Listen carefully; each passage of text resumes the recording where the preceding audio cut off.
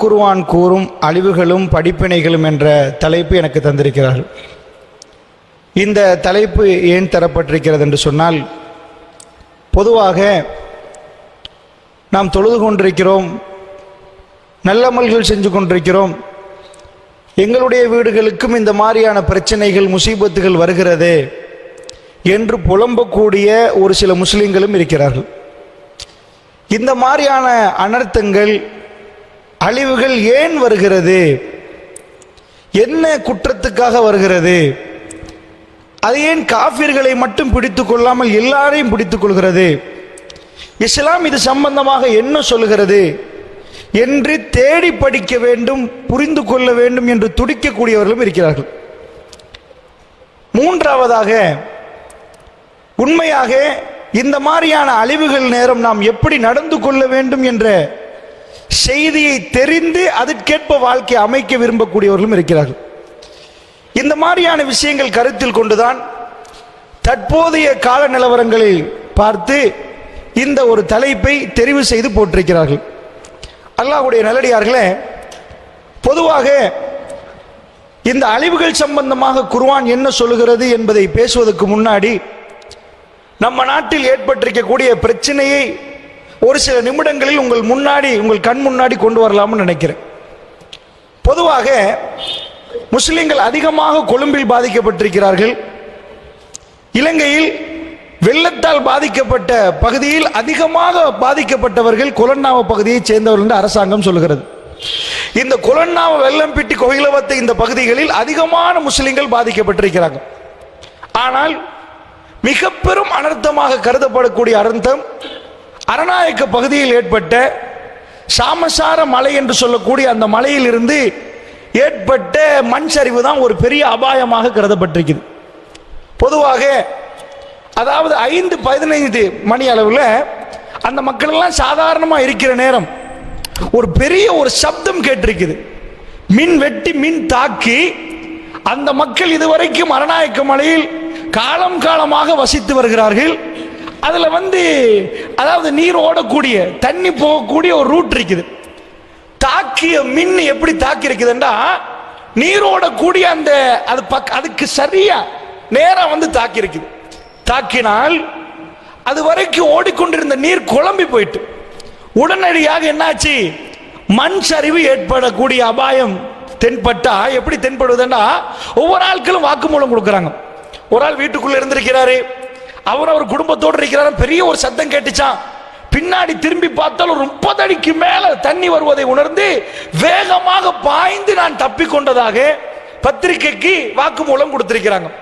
இன்னும் சிலர்கள் என்ன சொல்றாங்கன்னா, மேலே இருந்து ஒரு பெரிய மண் ஒரு 20 அடிக்கு உருண்டு வருவதை கண்ணால பார்த்து வேகமா பாஞ்சோம், முடியுமான அளவுகள் எல்லாம் கீழே தப்பி வந்தார்கள், ஒரு சிலர்களுக்கு தப்ப முடியாமல் போனது என்று ஒரு சிலர்கள் அதை கண்டவர்கள், அனுபவித்தவர்கள், அதில் அதிர்ச்சிகரமாக சிக்கியவர்கள் அந்த சம்பவம் சம்பந்தமாக பதில் கொடுக்கிறாங்க அல்லது மக்களுக்கு சொல்றாங்க.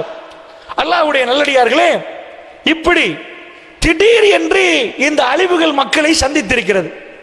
வெள்ளம்பிட்டிய மக்களை பொறுத்தளவுல மழை பெய்ந்து ஓய்ந்து இதுக்கு பிறகு தண்ணி வராது என்று நினைக்கிற நேரம், அவர்களெல்லாம் வீடுகள் இருக்கிற நேரம், வந்தவர்களுக்கு தண்ணி ஓரளவு வந்திருக்கு, சில பேருக்கு வரல.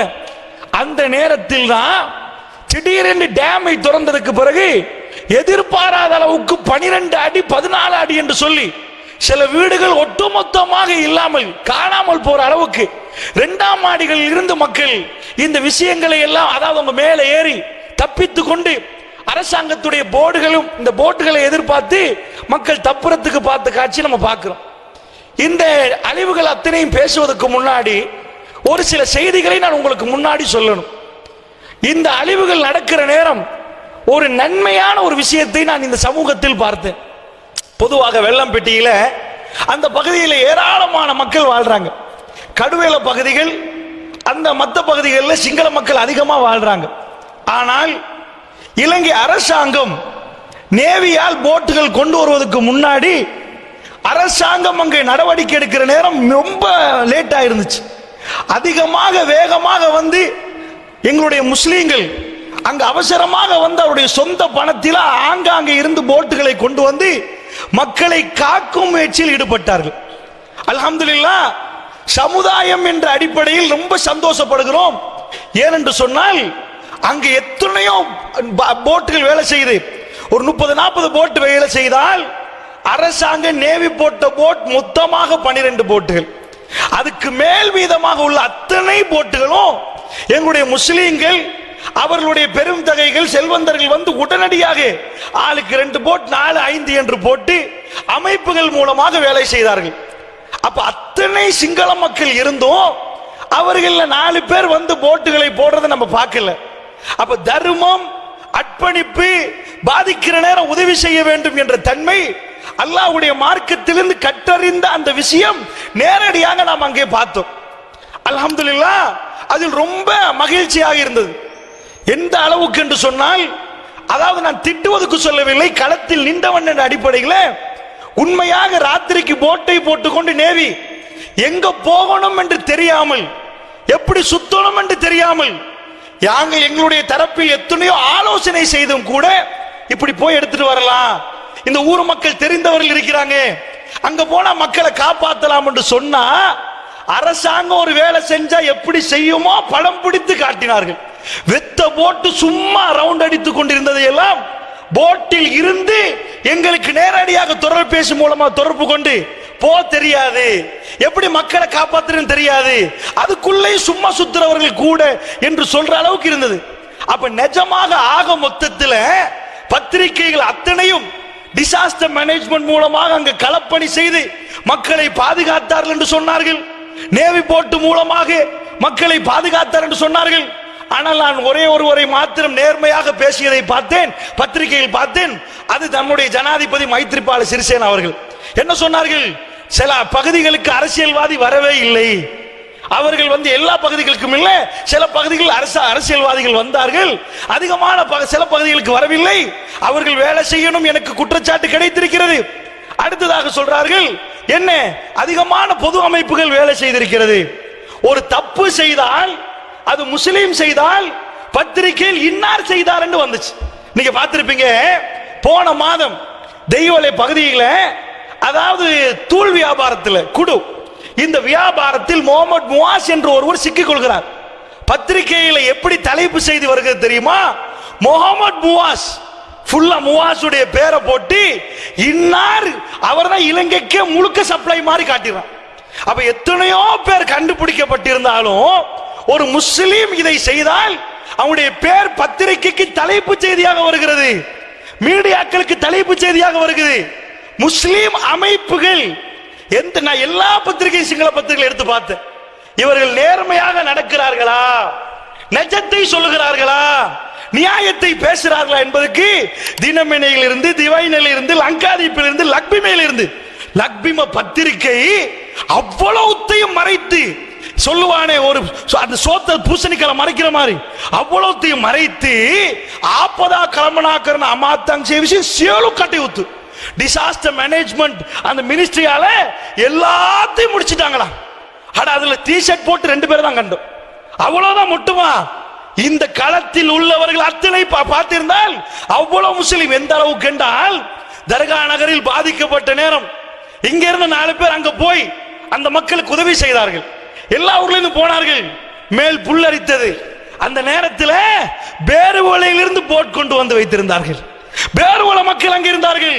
இந்த மக்களை காப்பாற்றுறதுக்கு நன்றி கடன் பற்றவர்களாக, எங்களுக்கு உண்டென்றால் நீங்கள் ஓடி வந்தால், உங்களுக்கு உண்டென்றால் நாங்கள் ஓடி வருவோம் என்று முஸ்லிம் சமூகம் அற்புதமான முறையில் அந்த விஷயங்களை செய்கிற நேரம் பத்திரிகை என்ன சொல்லுது தெரியுமா, லக்பிம அது அரசாங்கம் எல்லாத்தையும் கச்சிதமா முடிச்சிட்டு ராத்திரி பகல் பார்க்கல, 10:30 மணி போட்டுகள் சிலது இறக்க முடியாமல் ஒரு வண்டி நிப்பாட்டி வச்சிருக்கிறான், அதுல போட் இருக்கிறது, ஆமி வண்டி நிப்பாட்டினா மத்த போட் கண்டெய்னர் நிறைய வந்திருக்குது, எல்லாம் தனியார் கொண்டு வந்து இறக்கிறதுக்கு. ஒரு 2 போட்டை இறக்கிறதுக்கு எங்க அமைப்பு ரீதியாக இறக்கிற 2 போட்டுக்கு 1.5 மணி தியாலம் கண்டெய்னரை நிப்பாட்டி ஆமி வண்டியில டிரைவரை காணலையா. இதை தேர்றதுக்கு இவ்வளவு பிச்சாட்டத்திலையும் ஒரே ஒரு போலீஸ்காரர் போட்டிருக்கிறார்கள். இதுதான் அவர்கள் சொல்ற டிசாஸ்டர் மேனேஜ்மெண்ட். நான் திட்டுவதற்கு சொல்லவில்லை, எங்கள் சமூகம் ஓரளவு மாஷா அல்லாஹ் அற்புதமாக கை போட்டு அந்த மக்களை காப்பாற்றியது. ஆனால் இதை பற்றி நேர்மையாக பேசுவதற்கு யாரும் இல்லை. ஜனாதிபதி அவர்கள் பொது அமைப்புகள் அதிகமாக வேலை செய்தார்கள், அவர்கள் வேலை செய்ய வேண்டும் என்ற ஒரு தகவலை போட்டிருந்தார். அது ரொம்ப சந்தோஷமான செய்தி. அப்ப இந்த செய்தியோடு நான் உங்களுக்கு ஆரம்பிக்கிறேன். அல்லாஹ்வுடைய நல்லடியார்களே, அந்த மக்கள் வர ஆரம்பித்தார்கள். எந்த அளவுக்கு கண்டா சாரையாக வர்றார்கள். முழு வீடும், அவர்களுடைய முழு வீடும் என்ன இருக்குது, தாண்டி மேல் மாடியில் உள்ளவர்கள், தொங்கிக் கொண்டிருந்தவர்கள், கூரைக்கு மேல் ஏறினவர்கள் என்று நினைத்து பார்க்காத விதத்தில் கொழும்பில 20 ஆண்டுகளுக்கு முன்னாடி 7 அடிக்கு நாகலம் ஸ்ட்ரீட் அந்த இதுல 7 அடிக்கு அந்த தண்ணீர் இந்த தடவை 20 ஆண்டுகளுக்கு பிறகு இதுதான் முதல் தடவையாக அதிர்ச்சிகரமான இந்த வெள்ளம் வந்ததாக இன்றைக்கு பதிவுகள் நடக்கிறது. அல்லாஹ்வுடைய நல்லடியார்களே, இப்பொழுது அந்த பகுதியில் கிட்டத்தட்ட உள்ள 1.5 லட்சம் மக்கள் வெளியேற்றப்பட்டு ஆங்காங்கே நிற்கிறார்கள், அவல நிலையில் நிற்கிறார்கள். அவர்கள் சேகரித்த சொத்துக்கள் எல்லாம் வெள்ளம் அடித்து போய்விட்டது. ஒரு இடத்துக்கு போய் பார்க்கிறோம், அங்க வெசல் வண்டி நிற்கிறது, முழுக்க மூழ்கடிக்கப்பட்டிருக்கிறது.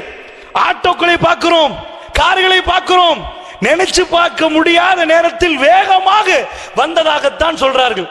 அதாவது இந்த அறிவிப்பு கிடைக்க முன்னாடி டேம திறந்து விட்டுட்டார்கள். டேம திறந்த உடனே நம்ம நினைச்சு பார்க்காத விதத்தில் கண்ணு முன்னாடி அப்படியே தண்ணி மேல போற நேரம் என்ன செய்வது என்று தெரியாது. அந்த நிலைமையில் நாம் சிக்கிக் கொண்டதாக அனைத்து தரப்புகளும் சொல்றார்கள். இந்த உரைக்குள் நான் போவதற்கு முன்னாடி இன்னொரு முக்கியமான செய்தியும் சொல்லணும். இப்படியெல்லாம் முஸ்லிம் சமூகம் வேலை செய்கிற நேரம் இந்த சமூகத்துக்கு தலைமை பொறுப்பு யார் என்ற ஒரு கேள்வி வருது. ஏனென்று சொன்னால் அல்ஹம்துலில்லாஹ் பொருளாதாரம் பார்க்காம, பணம் பார்க்காம எக்கச்சக்கமாக அங்க வந்து அத்தனையும் கொற்ற நேரம், பள்ளிவாசல்கள் மூலமாக அறிவிப்பு எடுத்து மக்களுக்கு அந்த மாதிரி விநியோகம் செய்கிற நேரம், அந்த விநியோகம் எல்லாம் யாருக்கு கொண்டு வந்து சேர்க்கப்பட வேண்டும், அந்த இடத்தில் யார் உட்காருவா, அந்த இடத்தில் எல்லாத்தையும் கொடுத்து யார் கொடுப்பார்கள் என்று பார்த்தா அந்த ஒரு அமானித மோசடியை நான் பதிவு செய்து விட்டு தலைப்புக்குள் வரலாம் நினைக்கிறேன். இந்த நாட்டில் யார் தலைமை பொறுப்பில் இருக்கிறார்களோ அவர்கள் அல்லாஹ்விடம் பதில் சொல்ல வேண்டும்.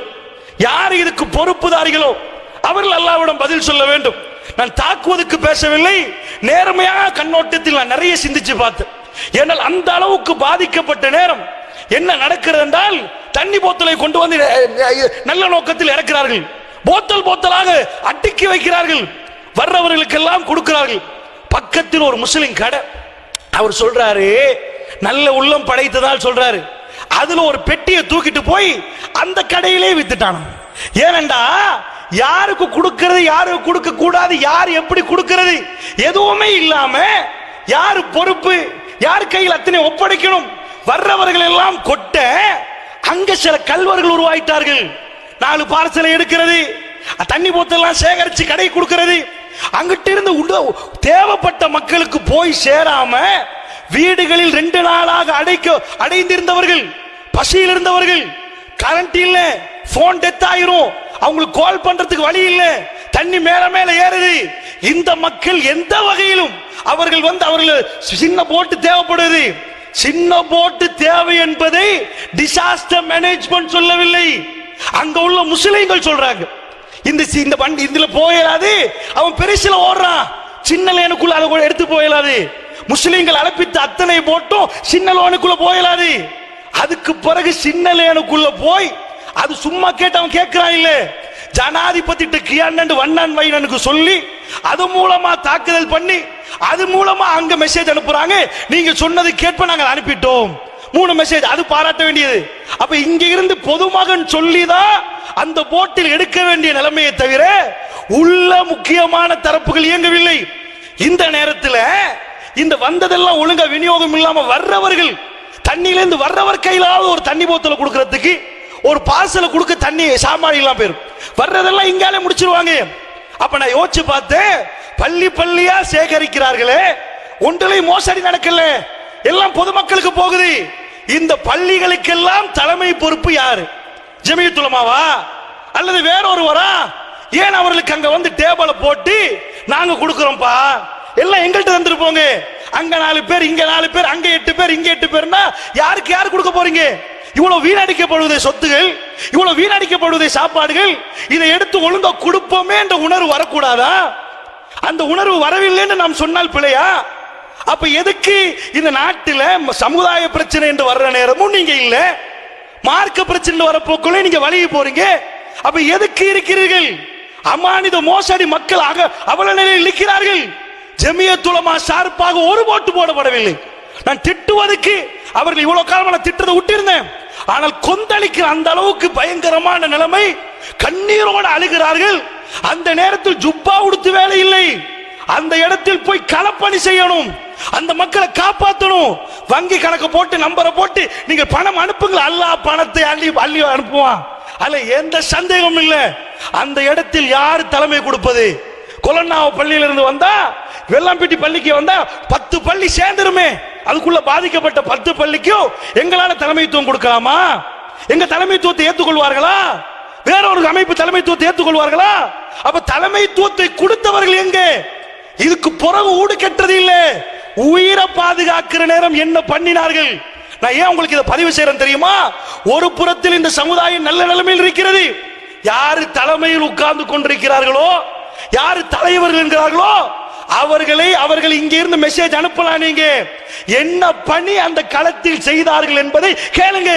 அவ்வளவு முஸ்லீம் பள்ளி வாசல் இருந்து பாதுகாப்பு பொறுப்புக்கு அவங்க வந்து என்ன வேலை செஞ்சாங்க, எந்த பொறுப்பை எடுத்தாங்க, எந்த ஊருக்கு போட் போகல, எதுக்கு போச்சு என்று கேட்டார்களா? விவரம் எல்லாமே யாருன்னே தெரியாது. அங்கே ஒருத்தர் தெய்வம் வந்திருந்தார், வெள்ளவத்தில் ஒருத்தர் வந்திருந்தார், அவருக்குரிய சக்தி கேட்பவர் செய்கிறார். அல்ஹம்துலில்லாஹ், அவர்களுக்கெல்லாம் அல்லாஹ் கோடி கோடியாக நன்மை கொடுப்பான்.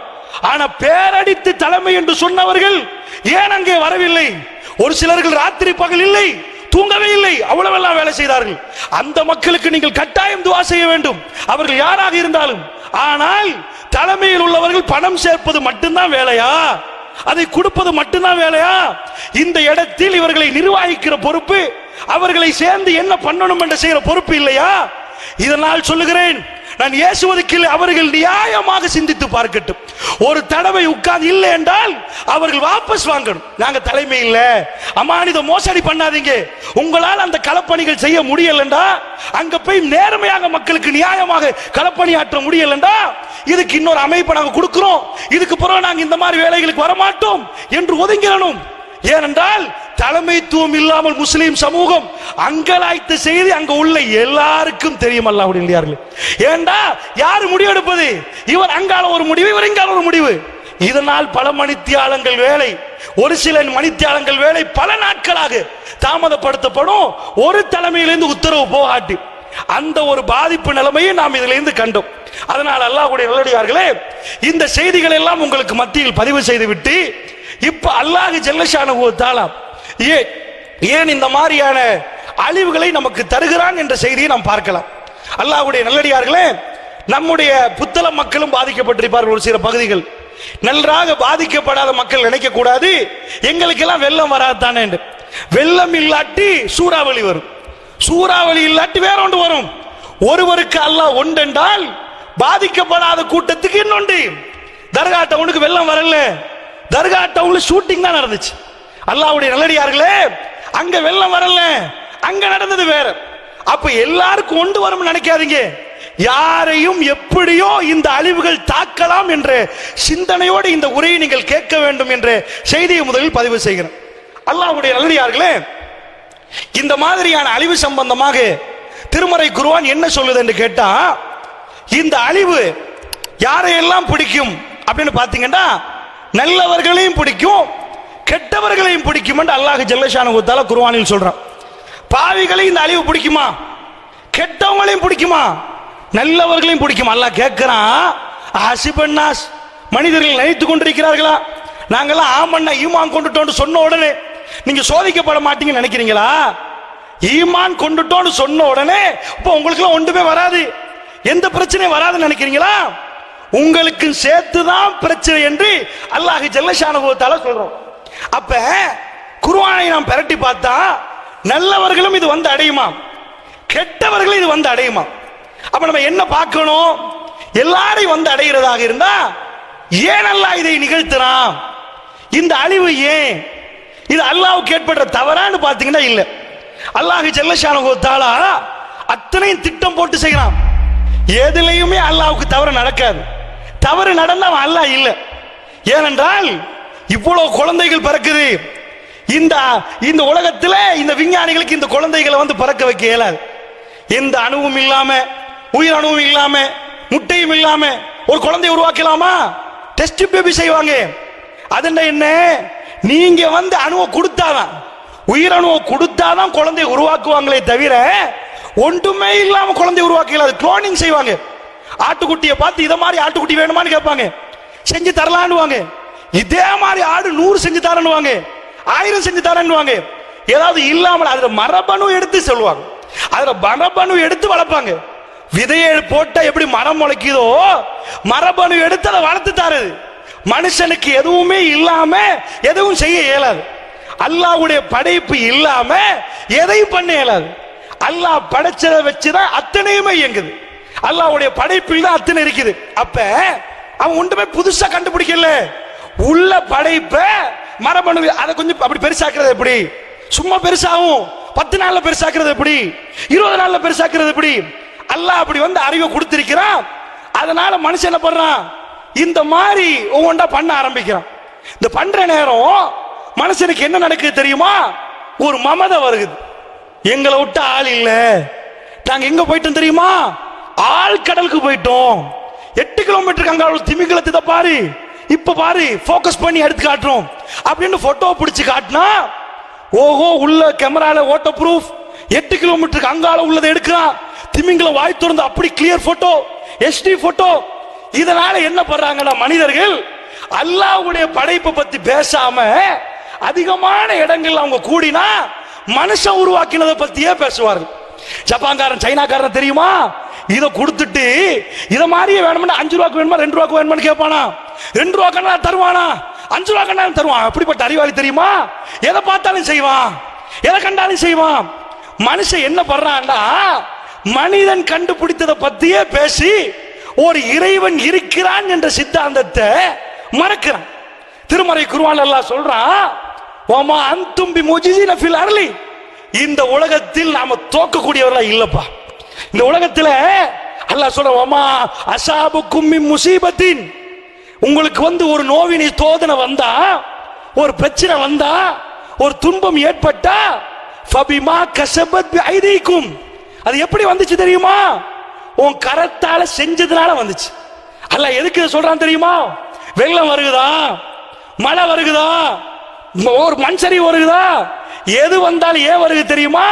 பிமா கஸபத் ஐதீக்கும், நீ எதை சம்பாதிச்ச, உன் கையால என்ன செஞ்சியோ அதனாலதான் இதெல்லாம் வருகுது. நானா வேணும்னு சொல்லல, வேணும்னு செய்யல, நான் எல்லாம் கரெக்டா செஞ்சு வச்சிருக்கிறேன். நீ மெட்ர ரோங் ஆக்குற, அதனால நான் என்ன பண்றேன் தெரியுமா? திருமறை குர்ஆன் எல்லாம் சொல்ற, நீ சம்பாதித்தது தான் உனக்கு தர்றேன்.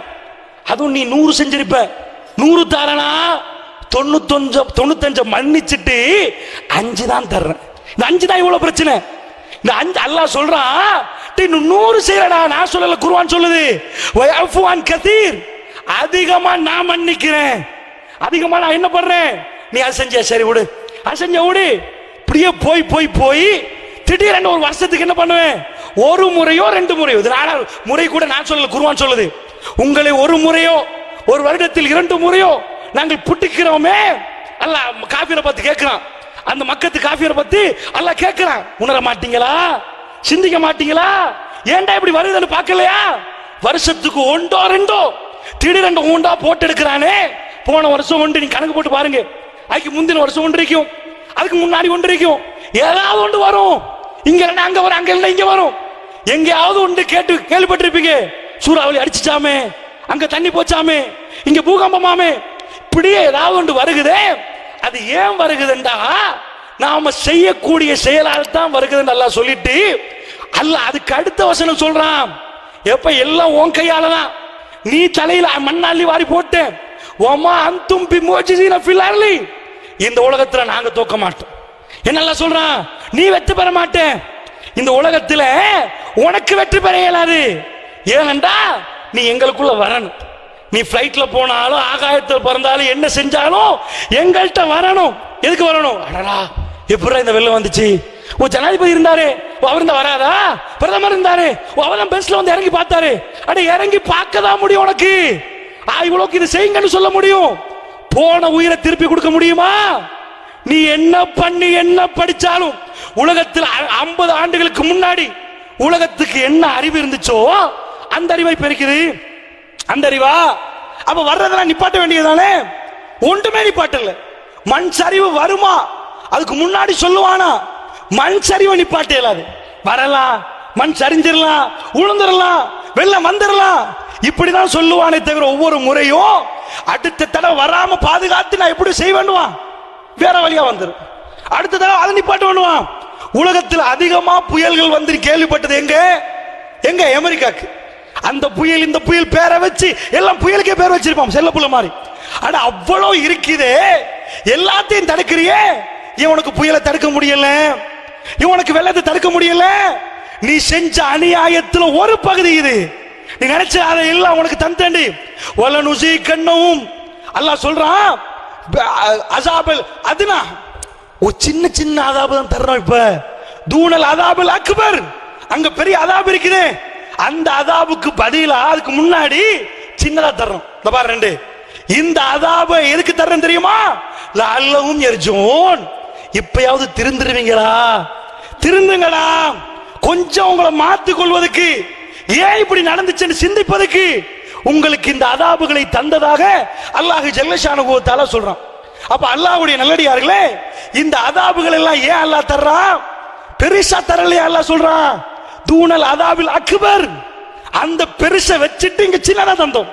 இந்த சின்னதே உனக்கு இப்படி இருந்தா, இந்த போட்ட 2 தண்ணியே இப்படி இருந்தா, பிள்ளைகள் தண்ணியில துடிக்கிற நேரம் வாப்பா கண்ணால கண்ணீர் ஓடும். இப்படியா இவ்வளவு சேகரிச்சோமே, சோஃபா செட்டை வாங்கி போட்டோமே, அம்பிட்ட கண்ணு முன்னாடி மிதக்குது, ரூம் செட் எத்தனை கோடியை நினைக்கிறீங்க? இந்த முஸ்லிம் சமூகத்திலேயும் அந்த தப்பு நடந்தது. ஆடம்பரமான கல்யாணம், அழகாக பெண்களை வந்து மறைத்து வைக்கல, அது இது எல்லாத்தையும் வெளிக்கொண்டு வந்து அசிங்கமாக கல்யாணத்தை நிப்பாட்டி பெட்ரூம் செட் போட்டீங்களா? போ எடுத்துட்டு வா பெட்ரூம் செட். என்ன பண்றது? போன மெட்ரஸ் என்ன பண்றது? அல்லாஹ்வை மறந்தியா? இது என்ன தெரியுமா? சிக்னல் பா. அட உனக்கு நீ தோத்துருவ. அல்லாஹ் உலகத்துல நிக்கிறான், அவனை மீற இயலாது. எந்த சக்திக்கு மீற வேண்டாம். அப்பா அப்பா அல்லாஹ் காட்டுவானா, நானா சக்தி படைச்சவன், நானா அல்லாஹ் ஜல்லஷானஹு வ தஆலா, நானா பவர் ஆனவன். நீ எந்த சக்தியை கொண்டு வந்து நிப்பாட்டினாலும் நான் செய்யறதை செஞ்சுட்டே இருப்பேன். உன்னால ஒன்னும் பண்ண இயலாது. ஏழமனா பண்ணி.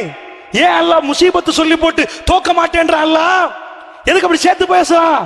எதுக்குண்டா அல்லாஹ்வுடைய சக்தியை காட்டுதான் இதெல்லாம். இதுல முஸ்லிம் படிப்பின பெறுவோம். அல்லாஹ் ஒரு இது பண்ணிட்டான், நம்ம பிழை செஞ்சிட்டோம், அதை எல்லாம் சொல்றான். இல்ல தப்பனா, உனக்கு தப்பனா, இல்ல பிரச்சனை இல்ல, உன் வீட்டுக்கு வெள்ளம் வந்தது தப்பனா? தப்புறதுக்கு 2 அழகான வழிமுறை சொல்றான். எல்லாரும் இது பிடிக்கும்பா, எல்லாரையும் பிடிக்கிற நேரம் 3 விஷயங்களை திருமறை குர்ஆன் தொகுத்து சொல்லுது. இது பாவியும் பிடிக்கும், நல்லவனையும் பிடிக்கும், எல்லாரையும் பிடிக்கும். ஏன் பிடிக்குது? அதே அல்லாஹ் குர்ஆன்ல ஒரு இடத்துல சொல்றான், குல்லு நஃப்ஸின் ஸாயிகத்துல் மௌத், எல்லா மனிதர்களும் மௌத்தை சுவைத்து தான் ஆகணும்ன்றான்ல. நீங்களும் மௌத்தாகணும், நானும் மௌத்தாகணும் அப்படின்னு சொல்லி போட்டு அல்லாஹ் சொல்றான், எல்லாரும் மௌத்தாகணும்பா. ஆனா ஃபித்னா எதுக்கு, சோதனை எதுக்கு தெரியுமா? உங்களை யாரு நன்மை தீமை செய்யற அடையாளத்துக்கு தான் சோதனை. எல்லாரும் மௌத்தா போறீங்க தானே, மௌத்தாவனுக்கு இப்பவே ஆட்டி படைக்கணும், இப்பவே அவனுக்கு அப்படி பிரச்சனை கொடுக்கணும், இப்பவே அவன் வீட்டுல இப்படி தண்ணி அனுப்பணும் அப்படின்னு கேட்டா, உங்களுக்கு எனக்கு தெரியுமா நான் யாரண்டு? உங்களுக்கு தெரியுமா நீங்க யாரண்டு? சமூகத்துக்கு அடையாளம் போட பாத்தியா? வெள்ளம் வர நேரம் எப்படி பேசினா பாத்தியா? எப்படி நடந்தா பாத்தியா? சீல குத்திரணுமா? முஃமினாக இருந்தா அவருக்கு சீல குத்தணுமா? அல்லாஹ் சொல்றான், அம் ஹஸிபத்தும் அன் ததுகுலுல் ஜன்னah, என்னப்பா சொர்க்கத்துக்கு சிம்பிளா போயிருவீங்களா நீங்க? முஸ்லிமை பார்த்து எல்லாம் கேட்கிறான். காஃபிரை பார்த்து கேட்டா நியாயம், ஓகே, சொர்க்கத்துக்கு சிம்பிளா போயலாது. முஸ்லிமை பார்த்து எல்லாம் கேட்கிறான், அம் ஹஸிபத்தும் அன் ததுகுலுல் ஜன்னah, சொர்க்கத்துக்கு என்ன லேசா போயிருவீங்களா? வலம்மா யஅலமில்லாஹு அல்லதீன ஜாஹது மின்கும் வ யஅலமஸ் ஸாபிரீன், உங்களை யாரு தியாகிகள் என்று சீல் குத்தாம, உங்களை யாரு பொறுமையான சீல் குத்தாம சொர்க்கம் போயிருவீங்களா நீங்க? எல்லாருக்கும் முன்னாடி கூப்பிட்டு தியாகி அவர் சொல்ல மாட்டாரா? அல்லாஹ் காட்டுவானா. எல்லாருக்கும் முன்னாடி கூப்பிட்டு வேற யார் தெரியுமா? பொறுமையாளர். பாத்தியா 10 புள்ள போச்சு, பாரு தொலை வந்திருக்கிறாரு. அவரா சொல்ல மாட்டாரு, அவரா சொன்னா நரகம் போயிருவாரு. அவரை நான் தான் தியாகி தெரியுமாண்டா தூக்கி நரகத்துல போட்டுருவான். அல்லாஹ் என்ன பண்றான், வலி அலமல்லா உள்ளதீன ஜாகதும் மின்கும், நான் அடையாளம் காட்டுவேன், நான் சீல் அடிப்பேன், அது வரைக்கும் உங்களுக்கு சொர்க்கம் போயிடாது.